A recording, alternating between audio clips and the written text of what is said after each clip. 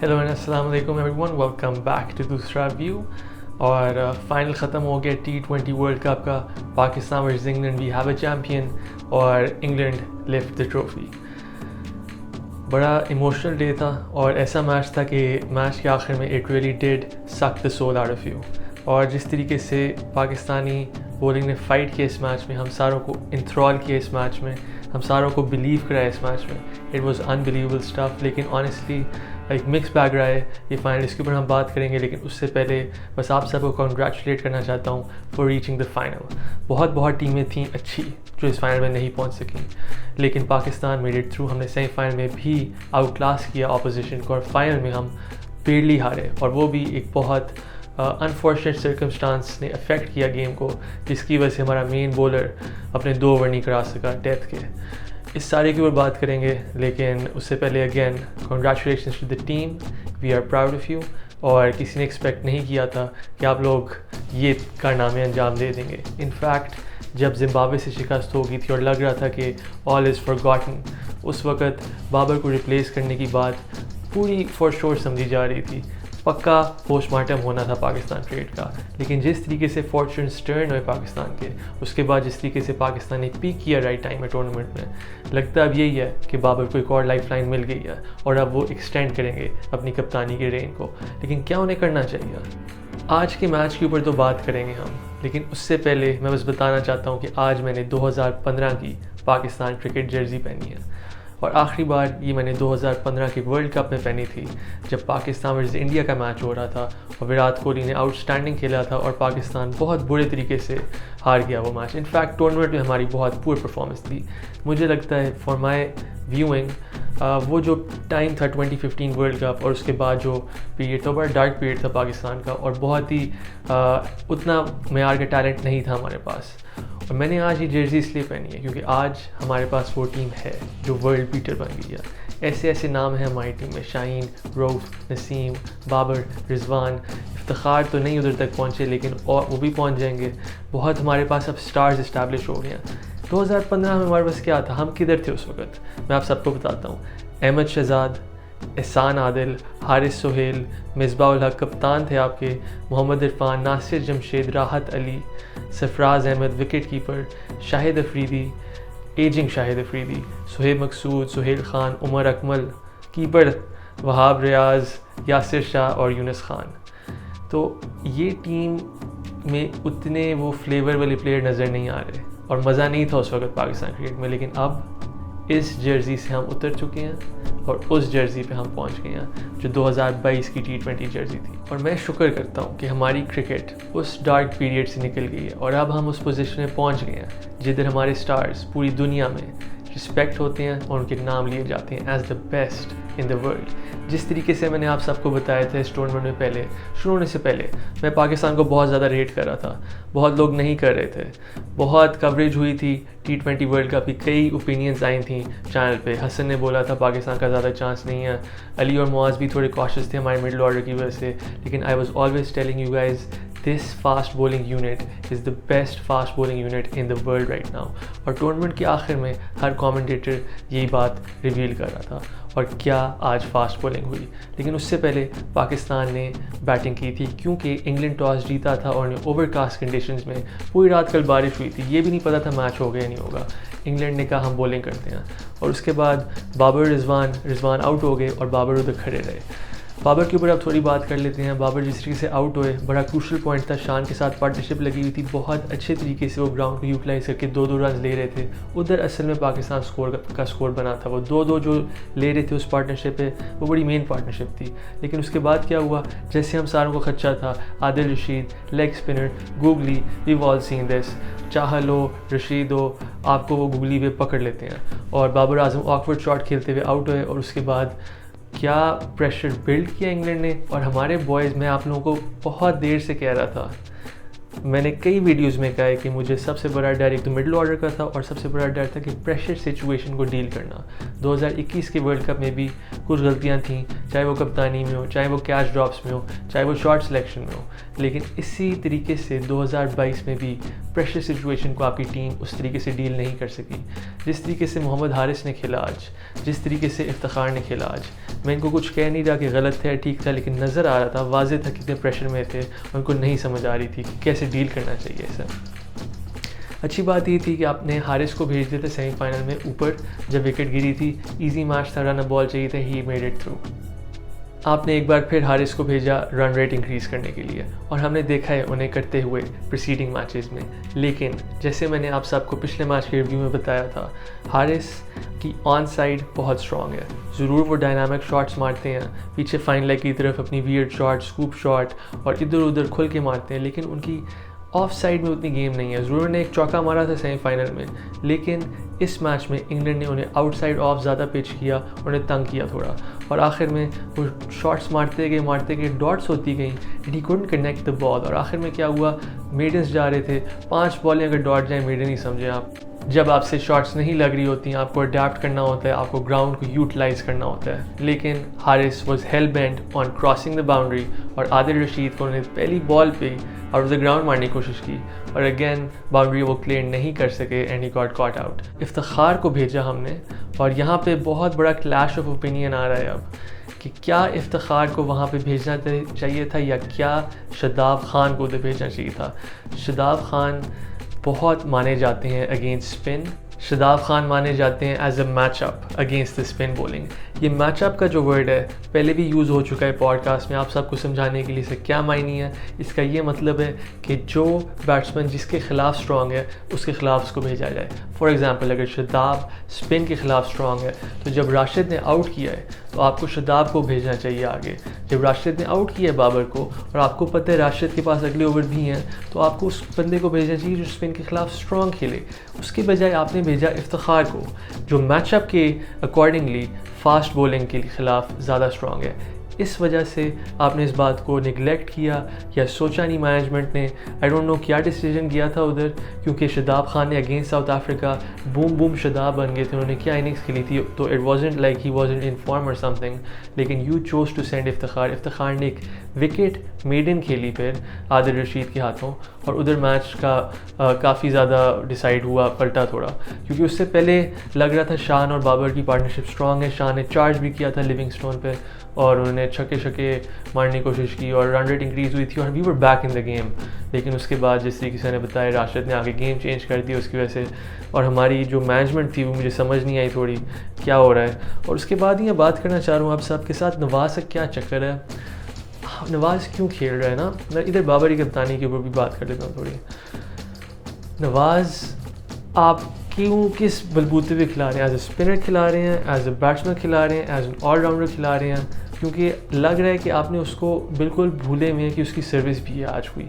आपने देखा था आदिल रशीद आज कितनी स्पिन कर रहा था away from the right hander, Nawaz ने भी away from the right hander करनी थी। आप उसे एक ओवर तो दे सकते थे just to check it out, क्योंकि नज़र आ रहा था कि स्पिन कितनी हो रही है। जब मैंने देखी थी इंग्लैंड की बॉलिंग परफॉर्मेंस तो मैं इंतज़ार कर रहा था यार हमारे स्पिनर जब आएंगे हमें और विकटें मिलेंगी। शादाब आ गए लेकिन नवाज़ किधर थे। नवाज़ कोई नॉर्मल पार्ट टाइम बॉलर तो नहीं है, वो आपका प्राइमरली एक बॉलर है और जो बैटिंग कर लेता है थोड़ी ऑन द इंटरनेशनल सीन। लेकिन अगेन मुझे समझ नहीं आई, अगर आपने नवाज़ को बैटिंग ही करानी थी उससे बेहतर तो क्या बोलूँ, बेंच में भी कौन थे, हैदर, खुशदिल और आसिफ, राइट। और ये वही लोग हैं बाय द वे जो 2021 में भी थे बेंच पे, तो बाबर ने इनको तब से कैरी किया। इट्स डैम शेम कि इन लोगों ने फेल किया बाबर को, लेकिन that's just the reality of it. Haris ने आके आपकी जान बचाई थी थोड़ी। लेकिन अब बाबर की कप्तानी के ऊपर थोड़ी बात कर लेता हूँ। काफ़ी ज़्यादा उनके ऊपर क्वेश्चन मार्क आ रहे हैं और मैंने खुद ही बड़े क्वेश्चन मार्क डाले थे उन पर, जिस तरीके से उन्होंने इंडिया के ख़िलाफ़ ट्रीट किया था। वो जो स्पिनर था आखिरी नवाज़ को बॉलिंग मिल गई थी, आखिरी ओवर में हम मैच हार गए थे। उससे पहले फिर एशिया कप में भी ऐसी उन्होंने हरकत की थी, आखिरी ओवर नवाज़ को मिल गया था। तो नवाज़ अब निगलेक्ट हो गया, तो आखिरी ओवर मिलते हैं निगलेक्ट हो रहे थे बेचारा, आप देख लें। और उसके अलावा बस जो बाबर की कप्तानी आज भी फाइनल में थी, अगेन नवाज़ के अलावा भी मुझे लग रहा था वसीम जूनियर नहीं उतनी अच्छी बॉलिंग करा रहा था जितनी उसे करानी चाहिए थी, और बाबर ने उसको गलत पोजीशन में यूटिलाइज़ किया। मुझे लगता है शाहीन शायद थोड़ा सा पहले ले आते, और अब शाहीन के ऊपर भी थोड़ी बात कर लेते हैं, बॉलिंग के ऊपर थोड़ी चले जाते हैं। अब हमारी जब बॉलिंग हुई थी ऊपर से शाहीन ने, आई डोंट इवन नो कि कैसे उस बंदे ने कैसे वो करता है, हमेशा से ऊपर आके विकेट ले जाता है। आई गेस 8वीं बार अब उसने पहले ओवर में विकेट लिया, again bring it back to the right handed left arm angle, और ही बोल्ड एलेक्स हेल्स, वही एलेक्स हेल्स जिसने फेंटा था इंडिया को सेमीफाइनल में। वो हिल भी नहीं सका पाकिस्तान के खिलाफ, और उसके बाद हमने रेगुलर इंटरव्यूज विकेट ली। Haris Rauf, my favourite Pakistan player, was on fire. जिस तरीके से वो steaming in, he had to go out, वो भी इंजर हो गए थे, थोड़ी देर के लिए बाहर गए थे, स्केयर मिली थी, वापस आई, ही स्टोव ऑन द फील्ड, और लग रहा था कि बेचारे अब इंजरी किधर तक पहुंच गई होगी, लेकिन हमें पता भी नहीं चला। जिस तरीके से उन्होंने बॉलिंग कराई, फाइडी, स्पीडी, वो बस पाकिस्तान को जिताना चाह रहे थे। अनफॉर्चुनेटली सिलसिला आखिर में ये हो गया कि शाहीन शाह जो हमारे प्रीमियम बॉलर हैं, हमारे जो नंबर 1 बॉलर हैं, उनके 2 ओवर बचे हुए थे, और उस वक्त इंग्लैंड को चाहिए थे 50 रन्स, नहीं आई बिलीव 45 रन्स चाहिए थे ऑन 5 ओवर्स, विच इज़ 9 पर ओवर। तो 2 ओवर उसमें से शाहीन के थे, और विकटें इंग्लैंड के पास कम थी। तो अगर मोइन और बेन स्टोक्स की पार्टनरशिप ख़त्म हो जाती और शाहीन आ जाते, तो things could have been different. There were runs on the board. वो पिच आसान नहीं थी, it was definitely a bowling pitch. मैं I don't even blame the groundsman, जब पूरी रात बारिश हुई हो तो बड़ी बात है, मैच हो गया। जो लोग कह रहे हैं कि T20 पिच नहीं थी, आई डोंट नो आप लोग क्या चाहते हो यार, शुक्र करो मैच हो गया।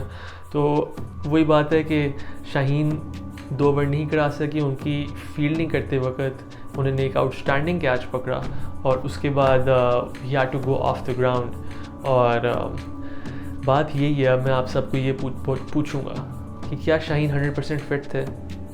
नहीं थे, ठीक है, लेकिन वो आए खेलने के लिए पाकिस्तान के लिए, वो जल्दी आए वापस। आई कमेंड हिम फॉर दैट। और जिस तरीके से उसने कंट्रीब्यूट किया, लीडिंग विकेट टेकर पाकिस्तान को, ऑलमोस्ट शादाब और वो टाई थे आखिरी बार जब मैंने देखा था 10-10 विकेटों के साथ, और इस मैच में विकेट ले ली, प्रॉब्ली 11 होगी। और बस बात यही मैं करना चाहता हूँ, जब आपको पता है वो बंदा 100% फिट नहीं है, चाहे आप जो भी कहें, ठीक है, मुझे पता है वो 100% फिट नहीं है, येस उसका 80% is better than what you have on the bench, लेकिन you still have to protect him. I know he's your gun fielder, और वो कैचेस नहीं छोड़ता, जल्दी ग्राउंड कवर करता है। आप उसे पॉकेट्स में क्यों फील्डिंग करा रहे हैं, डीप पॉकेट्स में जो बाहर की तरफ है, जहाँ पे मेन रन बनते हैं, जहाँ पे उसको डाइवें मारनी होंगी, रन बनाने होंगे। Why is that going on? ये मैंने आप सबको पिछली वीडियोज़ में बताया था कि शाहीन जिस तरीके से फील्डिंग कर रहा है, इट इज़ कंसर्निंग मी। ये मैंने क्लियरली बताया था आप सबको कि मुझे पता है अभी सेमीफाइनल है, बनता है, लेकिन उसको ऐसे नहीं करना चाहिए इंजरी से वापस से। और आज क्या हुआ, वो डाइव मारते मारते उससे वही इंजरी उसकी एग्रेवेट हुई। यही इंजरी का चक्कर होता है गाइस, एग्रेवेट होती है, एंड ही कुड नॉट बोल। वो आए, he still showed guts, he came all the way back to the pitch again. He bowled the first ball, a loopy delivery. It wasn't a slower ball or anything. भागा उनसे जा नहीं रहा था, तो शादाब उनके पास गए, बाबर उनके पास गए, साइड पे कर दिया। जो उनका ओवर रिमेनिंग था वो मिला फिर इफ्तिखार को, और इफ्तिखार की तरफ फिर मैं बड़ा एक्साइटेड हो गया थोड़ी देर के लिए, यार चलो अब थोड़ा डिफरेंट आ गया। इफ्तिखार को हमने वैसे बॉलिंग देनी नहीं थी, वैसे हमारी बॉलिंग कवर थी, फास्ट बॉलर्स हमारे जा रहे थे, लेकिन मैंने कहा यार इफ्तिखार के ऊपर ये लोग रिस्क लेंगे, अगर आउट हो गया तो आउट हो गया। इफ्तिखार ने पहली बॉल कराई, Ben Stokes went after, it was in the air, Babar dove for it, लेकिन उसके it fell short of him, और बाबर ने रोक ली, बड़ी बात है, और वैसे बेन स्टोक्स बच गए। और मैंने कहा यार अगर ये आउट हो जाता है इस वक्त यार, और उसके बाद चौका छक्का चौका छक्का ऐसे जा रही हैं बाउंड्रीज, और पूरा प्रेशर कोलैप्स हो गया। वो जो इफ्तिखार का ओवर बीच में आ गया, इट वाज डन। और उसके बाद नसीम शाह अगेन, नसीम शाह ने आज बहुत बेहतरीन बॉलिंग कराई, कुछ डिलीवरीज उनकी अनप्लेबल थी एट दैट पेस, लेकिन मैं यही बोलूँगा द प्रेशर जो मैं इतनी देर से बोल रहा हूँ, टूर्नामेंट से पहले भी, प्रेशर को आपको डील करना आना चाहिए। और जिस तरीके से नसीम ने आज 22 कराए, वाइड्स कराई, 5-6 रन ऐसे 7-8 ऐसे देख के आप नहीं मैचेस जीत सकते फाइनल में, जब यू ओनली पोस्टिंग 137। तो वही बात है, एक बहुत ऑर्डिनरी बैटिंग परफॉर्मेंस है बोलूँगा पाकिस्तान की, और उससे आपको छुपाना नहीं चाहिए। आपने अपनी लॉजिक इस्तेमाल नहीं की, और जब आपको नज़र आ रहा था कि यार ये पिच उतनी शायद बैटिंग नहीं है, ग्राउंड्स बड़े हैं थोड़े, तो हमें शायद रीअसेस करना चाहिए हमारा टारगेट क्या है। I didn't see a lot of assessment there going on, कोई ज़्यादा कम्युनिकेशन भी नहीं हो रही थी। जस्ट माई पर्सनल ऑब्जर्वेशन, जब शादाब आउट हुए और मोहम्मद वसीम आए, दैट्स व्हाट हैपेंड। जब मैं याद कर रहा हूँ उसे, तो शादाब ने जाते हुए कुछ कहा था और मोहम्मद वसीम ने श्रग ऑफ कर दिया। उसे थोड़ा श्रग ऑफ नहीं करना चाहिए मुझे, लेकिन सही तरह लग रहा था, उन्होंने सुना नहीं, जस्ट केप्ट गोइंग। उसके बाद Mohammad Wasim play terribly with the bat. मैं बोलूँगा मोहम्मद वसीम को हमें बैट्समैन नहीं कैटेगराइज करना चाहिए, he is a good bowler, और उसको एज अ बॉलर ही रखते हैं हम। और बस यही बात है कि बैटिंग की वजह से आज पाकिस्तान को काफ़ी नुकसान हुआ है, और नो डाउट आपकी बॉलिंग ने आपके दिल जीत लिए, लेकिन आखिर में आप टूर्नामेंट नहीं जीत सके। और इट्स अ डैम शेम कि शाहीन को अनफॉर्चुनेट इंजरी होगी final of the world cup में। उस बेचारे को कभी ये चीज़ भूलेगी नहीं, और उससे पिछला वर्ल्ड कप भी नहीं भूलेगा जब से वेड ने छक्के मारे थे और सारा उसे कैच ड्रॉप हुआ था। तो शाहीन के लिए T20 world cup unfortunately crunch situation में सर्कमस्टांसेस उसके लिए बेचारे के लिए आउट ऑफ हिज हैंड हो जाती हैं, कोई कैच ड्रॉप कर रहे थे, इंजरी हो जाती है। लेकिन again what a fantastic match, और इंग्लैंड को मैं कॉन्ग्रेचुलेट करना चाहता हूँ for becoming the T20 world champions. Thirdly deserved it. White ball cricket में वो बहुत देर से इन्वेस्टमेंट कर रहे हैं। 2019 के वर्ल्ड कप से जैसे वो जीते, वो 2019 का ऐसे नहीं जीते थे। ओवन मॉर्गन की विजन थी, उसने जो पूरा चेंज किया था स्ट्रक्चर इंग्लैंड क्रिकेट का to a limited over format concentrated vision, वो ओवन मॉर्गन क्रेडिट जाता है। इवन आज आदिल रशीद का जब इंटरव्यू था, all he could say was Eoin Morgan ने उसे कितना हेल्प किया। Granted Eoin Morgan was right next to him. Man of the match England का था सैम करन, और मैन ऑफ द टूर्नामेंट भी थे, लेकिन in my mind man of the match असल में बेन स्टोक्स थे। बहुत एक गट्सी इनिंग्स के लिए उन्होंने ग्राइंड किया अपनी इनिंग्स में, और ने वो पहला अपना T20 I-50 मारा, और उसके अलावा उन्होंने ओपनिंग ओवर भी कराया था इंग्लैंड का, बल्कि उन्होंने आई थिंक 3 ओवर कराए थे या 4 ओवर कराए होंगे, प्रॉब्ली 3 ओवर कराए थे। लेकिन वही बात है कि क्या कंट्रीब्यूट करते हैं यार वो बंदा। और अगेन फाइनल सिचुएशन में यू वुड ओनली वांट या तो कोहली चाहिए होगा आपको उस क्रंच नॉकआउट में, या आपको बेन स्टोक चाहिए होगा। ये ऐसे प्लेयर हैं जो एक टोटली ट्रांसफॉर्म हो जाते हैं ऐसी क्रंच सिचुएशंस में।